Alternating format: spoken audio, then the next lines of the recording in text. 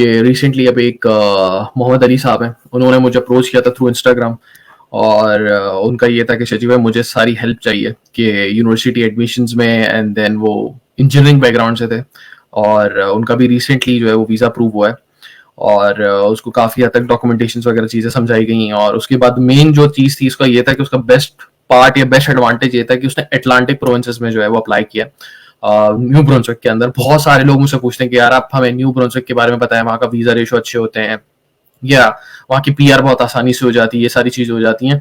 तो मैं फिर जो है वो अली को ही लाइव लेकर आता हूँ और उनसे ही पूछता हूँ कि यार क्या रीज़न थे, तुमने क्यों यूनिवर्सिटी ये चूज़ की, क्या प्रोग्राम था, क्या डॉक्यूमेंटेशन वगैरह की, एक्सपीरियंस पता चल जाता है तो काफ़ी हद तक चीज़ें आसान हो जाती हैं। और अगर आप लोगों को कोई क्वेश्चंस वगैरह होंगे आप लोग कमेंट में ज़रूर डालें, एंड इस वीडियो को अगर थोड़ा बहुत शेयर कर सकते हैं तो दैट वुड बी ग्रेट। और मैं थोड़ा बहुत ज्यादा बताओ यार, थोड़ी सी जर्नी शर्नी बताओ, क्या सीन था, किस तरह स्टार्ट किया प्रोसेस, मुझे कब मैसेज हुआ तुम्हारा, या क्या स्टोरी थी, और यूनिवर्सिटी ऑफ न्यू ब्रंसविक क्यों सिलेक्ट करी, साइड बाय साइड जो भी जितनी इन्फॉर्मेशन थोड़ा सा लोगों को गाइड कर सकते हो, क्योंकि तुम्हारा डिफरेंट केस है। बहुत सारे लोग उस अटलांटिक प्रोविंस में नहीं या जाते, तुम गए हो, तो वो क्यों तुमने अटलांटिक प्रोविंस सिलेक्ट किया, या क्यों तुम्हारा प्रोग्राम डिफरेंट है काफी? या basically in May 2023 I was hmm, planning to Canada ठीक और है, मेरी सिस्टर पहले ही पीआर के लिए अप्लाई कर रही थी, तो ठीक उन्होंने है, मुझे भी पुश करा कि आप कनाडा की तरफ जाएं स्टडी परमिट ठीक के है, लिए। तो I was sitting with my friend Rayyan, as you know. So सही है। uh, he told me about Shajiullah bhai ke he was the one who is dealing with the case about the hmm, Canada study permit. So hmm, we reached out to Shaji bhai at Instagram हम्म, और उसके बाद से call पे बात करी, chat वगैरह हुई और व्हाट्सएप ग्रुप वगैरह बना के हमने काफ़ी चीज़ें डिस्कस करी सबसे पहले।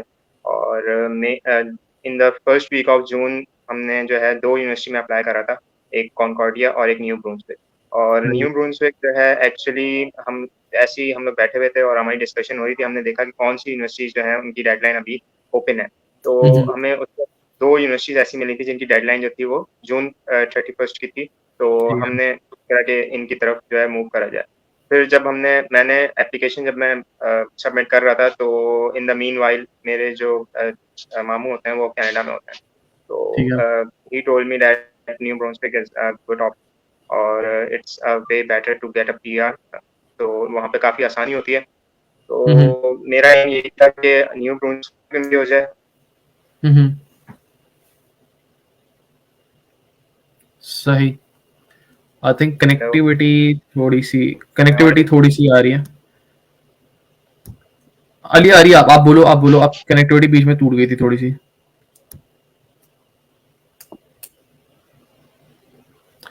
आपको आवाज आ रही है अली मेरी?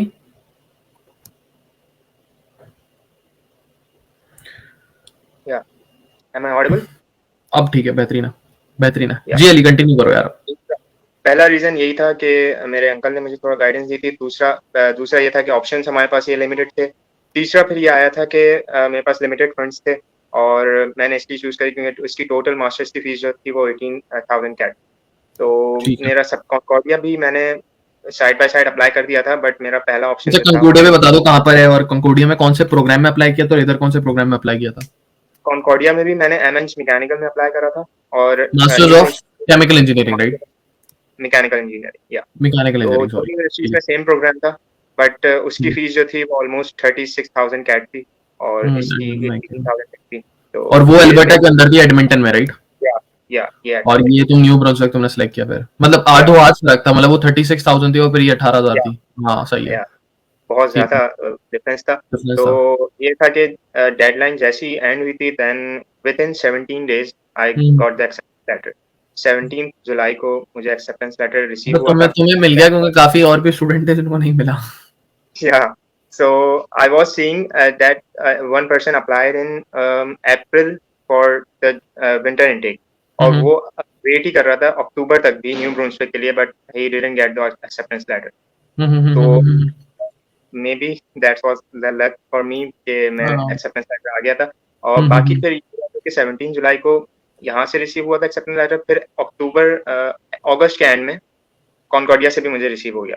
बट 3 जुलाई के बाद हम मैंने जैसे शजी भाई से कॉन्टैक्ट करा था तो हम वैसे ही प्रोसीड कर चुके थे न्यू ब्रुंसविक के लिए और मेरा वैसे भी हम्म, ऑप्शन यही था। फर्स्ट ऑप्शन हम्म, मेरा न्यू ब्रुंसविक था।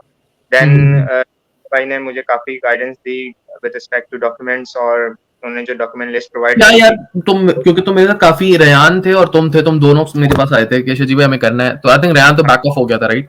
या रेयान ने प्रोसीड ही नहीं करा था, उसका जो भी इशू था, पर्सनल मैटर था। तो तुमने मतलब क्या ऐसा डिफरेंट था जो तुम, क्योंकि तुम मेरे साथ काफी टाइम से हो गए हो ना, क्या जून जुलाई और आज नवंबर चल रहा है, मतलब 5-6 महीने हो गए तुम्हारे साथ कोऑर्डिनेशन में, तो मतलब कैसा कोऑर्डिनेशन था? एक तो पहली चीज कम्युनिकेशन कैसी थी, एक तो हमारा टाइम डिफरेंस है, दूसरी चीज ये कि डॉक्यूमेंटेशन में कितना फर्क था, मतलब लाइक क्या तुमने मैंने तुमसे कितने कितने मतलब डॉक्यूमेंटेशन को बोला यार देखो मैं ऐसे तुम्हें हेल्प करूंगा, ऐसे डॉक्यूमेंट्स करो, ऐसे करो, ऐसे करो, ऐसे करो, तो कितनी चीजें डिफरेंट थी जो तुम, अच्छा तुम पाकिस्तान में कहीं गए थे लोगों के पास या कंसल्टेंट्स के पास, या खुद ही अप्लाई करना था तुम्हें? ठीक। अच्छा, मैं पाकिस्तान में किसी भी कंसल्टेंट के पास नहीं गया था। ठीक मैंने है, सिर्फ अपना केस रैयान से पहले डिस्कस करा था और वो आपको काफी पहले से फॉलो कर रहा है। ठीक है। तो रैयान को आपकी सारे केसेस के बारे में पता था कि आप डील करते हैं स्टडी परमिट पे। हम्म, तो था कि मैं किसी कंसल्टेंट के पास नहीं गया था और हम्म, मैंने पहले ये करा था कि मैं खुद करूंगा, लेकिन फिर हम्म, रैयान ने बताया कि भाई के अच्छे केसेस चल रहे हैं और वो स्टडी हम्म, परमिट अप्रूव हम्म, हुए उनके, तो फिर हम्म, मैंने एग्जीक्यूट करा। दूसरा ये था कि कोऑर्डिनेशन की बात ऐसी है कि शजी भाई ने मुझे बहुत ज़्यादा हेल्प आउट करा है हम्म, और मैं जो हूँ उनको रात को भी तंग कर रहा था, बहुत सारे मैसेजेस मैंने इनको करे हैं। डॉक्यूमेंट्स में मैं बहुत ज़्यादा जो था मैंने पैनिक क्रिएट कर दिया था। शजी हम्म, भाई ने काफ़ी हेल्प करी है मेरी और हम्म, डॉक्यूमेंट के हिसाब से ये है कि जो शजी भाई ने लिस्ट प्रोवाइड करी थी वो बहुत ज़बरदस्त थी। मतलब एक लिमिटेड टाइम में और इतने अच्छे डॉक्यूमेंटेशन प्रोवाइड करना, लिस्ट हम्म, प्रोवाइड करना, ये था कि मैंने कहीं और ऐसी लिस्ट नहीं देखी थी। दूसरे हम्म। दूसरे मेरे साथ अप्लाई कर रहे थे तो उनको ये नहीं पता था कि यार ये अच्छा चीज़ तुम है। कुछ कुछ अच्छा फेसबुक के ग्रुप भी है, तुम आई थिंक वहां पे भी थे, पाकिस्तान स्टूडेंट एसोसिएशन करके या कोई ऐसा ग्रुप भी है, और तुम्हें आ भी रहा था शजीब बिल्कुल, भाई देखो अप्रूवल आ रहा है, शजीब भाई देखो हाँ, रिजेक्शन आ रहा है, बिल्कुल। तो उधर उस बहुत वक्त उधर रिजेक्शन आ रहे थे, ऐसे ही कुछ था? हाँ, ऐसा ही था। मैं बहुत ज़्यादा पैनिक सिचुएशन में था और हम मैंने ऑलमोस्ट 22 सितंबर अगस्त से शजी भाई को बहुत तंग करा है, बहुत तंग करा हम्म, है और मैं खैर एक इंडस्ट्री के काम से बाहर भी गया हुआ था अपनी कंपनी के काम से, तो वहाँ मैंने जो 2 वीक गुज़ारे हैं, वो मैंने शजी भाई को तंग करते हुए गुज़ारे हैं कि शजी हम्म, भाई अब कर शजी भाई ने बिल्कुल काल्मली बिल्कुल सारी सिचुएशन को लेते हुए चले और हम्म। एसओपी में मेरी बहुत हेल्प करी है। अच्छा एसओपी में मैं थोड़ा सा बताओ कि तुमने, मैं थोड़ा पीछे लेके जा रहा हूँ, तो वो तुम जो ग्रुप से था वो ग्रुप पे कैसे रिजेक्शन आ रहे थे? क्योंकि वो काफी लोग ना मुझे मेरे पास आते हैं कि शजीब भाई देखिए रिजेक्शन आ रहे हैं। हाँ, ग्रुप्स में इस तरीके के रिजेक्शन थे कि वो लोग 1 करोड़ तक की बैंक स्टेटमेंट दिखा रहे थे और अच्छा उनकी मैं, फिर भी अगर माइंड नहीं करो, मैंने तुमसे, क्योंकि मैंने ये टाइटल में डाल दिया है, मैंने तुमसे अभी मैं तुम्हारा डॉक्यूमेंट ही देख रहा था, तो मुझे जरा बता दो कि तुम्हारी कितनी स्टेटमेंट है भाई? सबसे बेस्ट चीज़ ये थी क्योंकि मैं बहुत ज़्यादा इस चीज़ से परेशान था कि मेरी बैंक स्टेटमेंट नहीं, मेरा वीज़ा रिजेक्ट हो जाएगा। मेरी स्टेटमेंट सिर्फ 7 लाख रुपीज़, 7 लाख 7 लाख रुपए? 7 लाख 7 रुपए? 7 लाख बिल्कुल, 25-25 रुपए भी थे उसमें कोने में? बिल्कुल, ऐसे ही था और शजी भाई ने मुझे स्टार्ट से कहा था कि यार इस पे लगाओ हो जाएगा, इस पे लगाओ हो जाएगा and I hmm, was like कि यार कैसे होगा 7 लाख रुपए मैं दिखाऊँगा, वो बोलेगा कि फंड्स नहीं है आपके पास। लेकिन थ्रू आउट द प्रोसेस शजी भाई ने मुझे कहते रहा हो जाएगा, हो जाएगा, हो जाएगा एंड दैट्स हम्म। ऑल हो गया। नहीं यार तो बेहतरीन। सबसे मेन जो चीज़ थी ना वो ये थी कि 7 लाख रुपीज़ की बैंक स्टेटमेंट, हाँ। तो इसमें शजी भाई ने बहुत हेल्प करी। फिर और थोड़ा सा मुझे ना थोड़ा सा और पूछना है, एक तो प्रॉपर्टी वैल्यूएशन का पूछना है, और फिर एसओपी तुम, अच्छा तुम्हारी देखो मेरे पास जो ज्यादातर स्टूडेंट्स होते हैं ना वो बिजनेस एकेडमिक्स अकाउंटिंग वगैरह भी ज्यादा होते हैं। अभी एक पीएचडी के भी कैंडिडेट थे, उनका भी वीजा लगा था, फिर एक बच्चा गया था, वो गया था कंकोडिया में, उसका भी वीजा लगा था आफ्टर रिजेक्शन, फिर अभी एक यूसीडब्ल्यू में गया था, उसका ऑस्ट्रेलिया कनाडा के 2 रिफ्यूजल थे, वो अभी वकास आया भी था ऑनलाइन, अभी उसकी 2 दिसंबर की फ्लाइट भी है। तो तुमने एसओपी में, अच्छा मैंने जो तुम्हें एसओपी दी थी वो ज्यादातर इंजीनियरिंग की नहीं थी, वो बिजनेस की थी, बिल्कुल, बिल्कुल, लेकिन मैंने तुम्हें पॉइंटर्स दिया था और फिर मैंने तुमसे रिवाइज भी कराई थी, तो तुम्हारी, बिल्कुल। अच्छा एसओपी के फॉर्मेट में और हुँ। एसओपी के कॉन्टेक्स्ट में क्या क्या डिफरेंस था और कितनी चीजें थी लाइक? अच्छा, सबसे पहली बात तो शजी भाई ने जो मुझे एसओपी प्रोवाइड करी थी, तो उसके टॉपिक्स हमने वही रखे थे। हेडिंग्स हम्म, हमने बिल्कुल नहीं करी थी, ठीक है? उसके अंदर जो कंटेंट था वो फिर मैंने काफ़ी लोगों से और शजी भाई ने भी मुझे कुछ एसओपीज़ प्रोवाइड करी थी।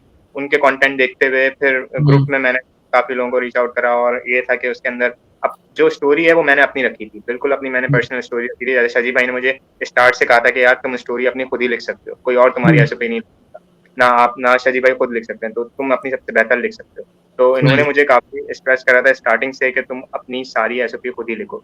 तो उसके बाद मैं काफ़ी पॉइंट्स नोट डाउन करता गया, काफ़ी तुमने शायद नोट्स किसी से लिखवाई थी या क्या किया था, खुद ही लिखी नहीं, थी? नहीं, मैंने खुद ही लिखी थी। सही। और मैं ये था कि मैं रात 1-1 बजे तक बैठ के देखता था कि यार एसओपी में कौन-कौन सी चीज़ें पॉइंट्स हाइलाइट करने हैं। ठीक है, तो शजी भाई ने भी मुझे काफ़ी गाइडेंस दी, उनकी गाइडेंस के थ्रू फिर मैंने हर एक-एक हेडिंग, हर एक टॉपिक जो शजी भाई ने अपनी एसओपी में लिखा हुआ था, उस हर हेडिंग के अंदर सारे पैराग्राफ्स को और सारी चीज़ें एक्सप्लेन करी। और मेरा जैसे बैकग्राउंड था ऑटोमोटिव से, तो और मेरा प्रोफेशनल एक्सपीरियंस भी 3 इयर्स का है ऑटोमोटिव इंडस्ट्री में ही। तो ये था कि मैंने काफ़ी डिटेल में उन सारी चीज़ों को हाइलाइट करा। मेरा सबसे ज़्यादा जो फ़ोकस था वो था फ्यूचर एंडेवर्स पे, कि वापस पाकिस्तान आने के बाद आप यहाँ क्या, आपका फ्यूचर एस्पेक्ट्स क्या होंगे। तो उस पे मैंने काफ़ी चीज़ें हाइलाइट करी कि जैसे इलेक्ट्रिक व्हीकल्स और डेवलपमेंट प्रोजेक्ट्स आने वाले हैं 2023 में, जो है वो एक डेवलपमेंट सेक्शन साइन हो रहा है गवर्नमेंट की तरफ से। तो मैंने उसकी वहाँ पर एक लिंक प्रोवाइड कर दिया कि यार कि ये है कि इसकी वजह से हमारी इंडस्ट्री ग्रो करेगी, ऑटोमोटिव इंडस्ट्री, और जॉब मतलब तुमने टाइज देखा अपने होम कंट्री से कि यार पाकिस्तान में ऑटोमोटिव इंजीनियरिंग के हिसाब से या ऑटोमोबाइल्स के अंदर क्या डेवलपमेंट हो रही है और तुम क्यों पाकिस्तान आओगे वापस, राइट? बिल्कुल सही सही सही सही। उसके अलावा और कोई ऐसे डॉक्यूमेंट्स जो तुम्हें लगता है कि हाँ यार ये वाला डॉक्यूमेंट लगा था, इसकी वजह से वीजा लग गया मेरा? अच्छा, हाँ, सबसे मेन चीज़ शाजी भाई ने अपने डॉक्यूमेंट लिस्ट में शेयर करी हुई थी लाइफ इंश्योरेंस पॉलिसी, और वो मेरे पास थी। तो काफ़ी लोगों के पास नहीं होती, लेकिन मेरे पास 2020 से लाइफ इंश्योरेंस पॉलिसी थी। तो मैं काफ़ी अच्छा फील कर रहा था कि यार शाजी भाई के डॉक्यूमेंट में भी है, तो मैं भी ये लगाऊंगा। एक चीज़ ये थी, बैंक स्टेटमेंट जो शाजी भाई ने वो 7 लाख रुपीज़ पे वो लगाई थी। ठीक है, बाकी टैक्स रिटर्न्स पे मैं बहुत ज़्यादा पैनिक हो गया था कि यार ये लगाऊं या नहीं लगाऊं, क्योंकि मेरे फादर जो थे वो 2000 से ही एक्टिव टैक्स पेयर लिस्ट में थे, बट टैक्स जो है था वो पिछले साल ही पे करा था मैंने। तो उसमें जो थी वो इसी लास्ट मंथ की आ रही थी। तो लेकिन शजी भाई ने कहा नहीं लगाओ, तो ये था कि सारे डॉक्यूमेंट्स हमने वैसे ही लगाए जैसे शजी भाई की लिस्ट थी, उसी के लिए आज चीजें फाइल करी। और जो तुम्हारे साथ कुछ बैच में थे या जिनका रिफ्यूजल आया था, उनका क्या हिसाब किताब था, उनकी क्या स्टोरी थी? उनकी स्टोरी ये थी, उनका बैकग्राउंड मुझसे ज़्यादा स्ट्रॉन्ग था। अगर देखा जाए कि मैं मैकेनिकल इंजीनियरिंग में अप्लाई कर रहा था और मेरा बैकग्राउंड ऑटोमोटिव से था, उनका तो बैकग्राउंड भी मैकेनिकल से था, उनका बैचलर्स भी मैकेनिकल से था, और ये था कि उनका प्रोफेशनल एक्सपीरियंस भी बिल्कुल मैकेनिकल से ही रिलेटेड था। मतलब सब कुछ रेलेवेंट होने के बाद भी रिजेक्शन आ रहा है। और उसका मसला है यार, ये मसला ये होता है कि वो प्रेजेंटेशन और प्रोफाइल का इशू होता है कि आप प्रेजेंट कैसे करते हो। तुम मुझे बताओ, तुम्हें याद है कि तुम्हारी प्रेजेंट कैसे हुई थी? सबसे पहले क्या आया था, फिर क्या आया था? बिल्कुल बिल्कुल, एसओपी सबसे प्रेजेंट करते हुए सबसे पहले तो क्लाइंट इन्फॉर्मेशन में एसओपी थी। उसके बाद सारी चीजें हमने ऐड करी थी उसमें, हमारी bank statement, tax profile list, life insurance policy, property evaluation, और फिर जॉब की एक्सपीरियंस लेटर्स वगैरह, वो सारी चीजें थी। और दूसरे डॉक्यूमेंट में एक डॉक्यूमेंट था जो तुमने प्रिपेयर किया था, तुम्हें अच्छे से याद होगा, जहाँ तुमने लाइफ इंश्योरेंस पॉलिसी देखी थी, एफिडेविट ऑफ सपोर्ट का वाला टेबल। हाँ बिल्कुल बिल्कुल बिल्कुल। वो भी एक ऐसा होता है कि हालांकि यार बंदे की नहीं होते, मतलब बंदा वो अपनी पूरी फाइनेंशियल वेल्थ दिखा रहा होता है और वो फिर वो कनेक्ट करता है फॉर्म के अंदर जाके, राइट? बिल्कुल कनेक्ट करता है फॉर्म के साथ, वो बड़ी अच्छी चीज थी। उसमें शजीउल्लाह भाई ने मुझे टेबल जो आपने काफी अच्छा डिस्क्राइब करा हुआ था, तो उसके अंदर सारी चीजें एक ब्रीफ उसमें चीजें हाईलाइट हो गई थी।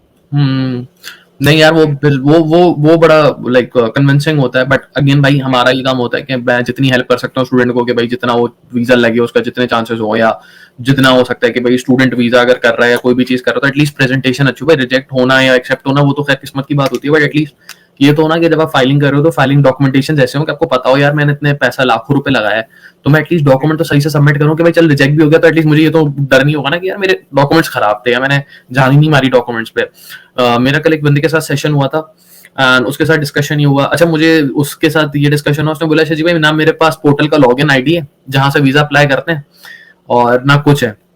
तो तुम्हारे पास तुम्हारा पोर्टल लॉगिन आईडी या सब कुछ है, या तुमने खुद ही फाइलिंग किया? मैंने फाइलिंग की, खुद ही किया तुमने सारा?